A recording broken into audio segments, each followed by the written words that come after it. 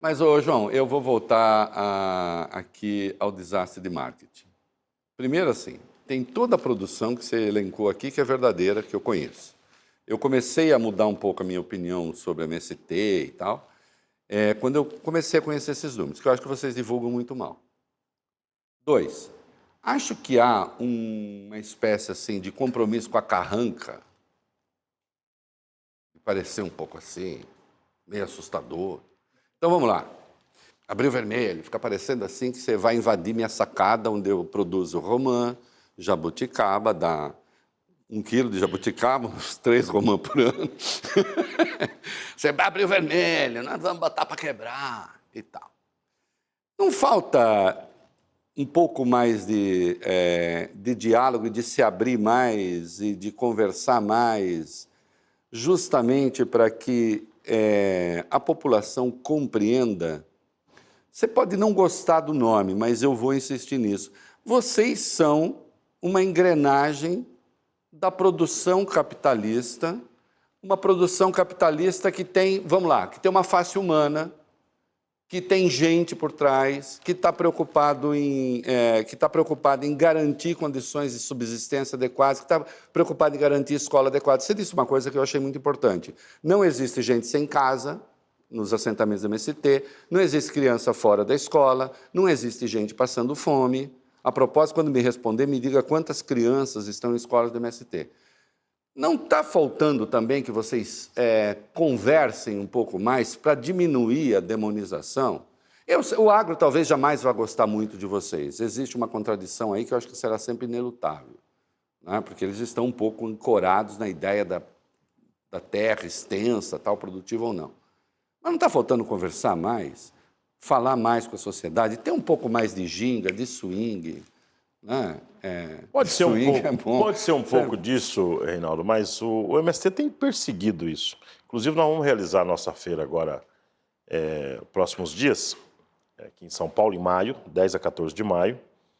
E essa feira é uma boa amostra do que o MST produz. Na última, nós fizemos 1.600 itens de produto que nós produzimos.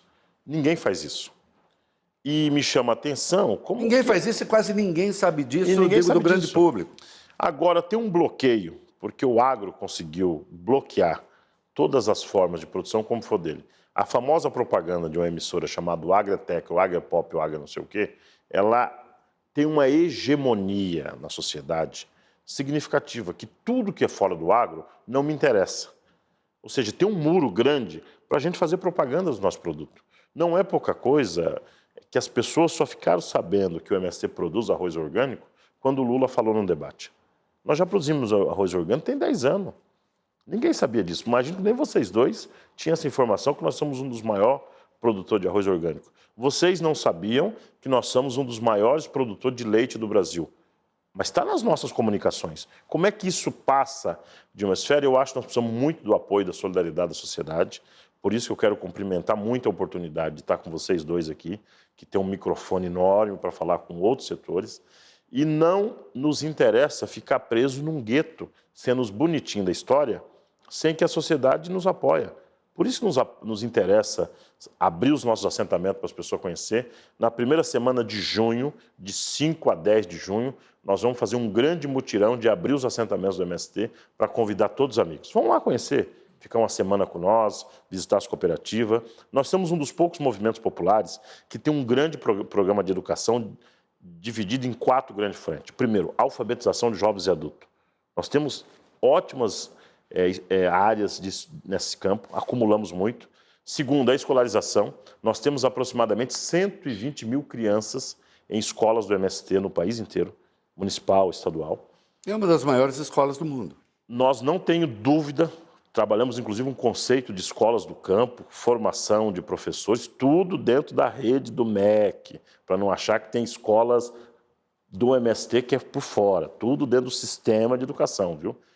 Não tem treinamento de guerrilha, com arma, nada disso. No máximo uma horta orgânica, que já é uma grande ofensa para eles.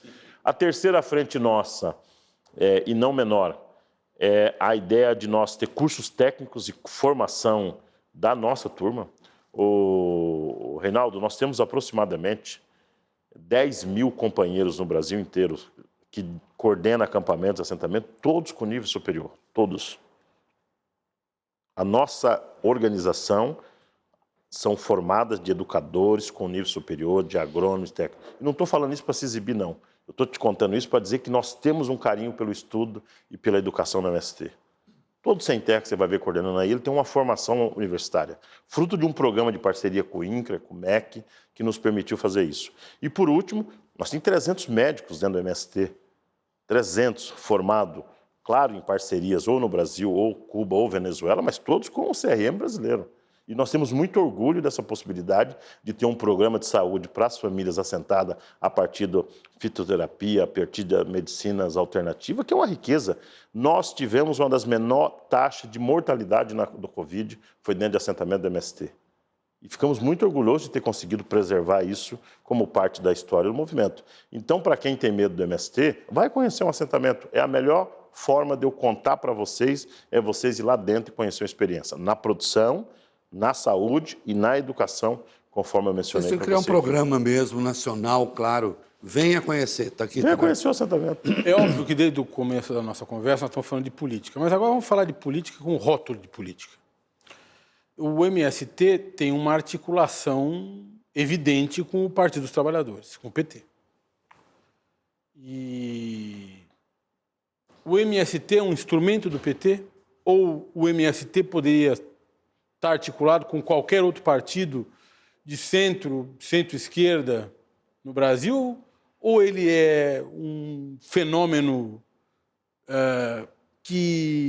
cuja existência está condicionada à existência do PT, que é o maior partido de esquerda da América Latina, um dos maiores partidos de esquerda do mundo? Nós somos fruto de um processo de luta que aconteceu no Brasil, que foi a redemocratização do país na década de 80. O MST, a CUT e o PT surgem junto, na mesma fornada. Então, nós somos primo irmão, porque todos nós somos de 82, 83, 80, foi quando surgiu.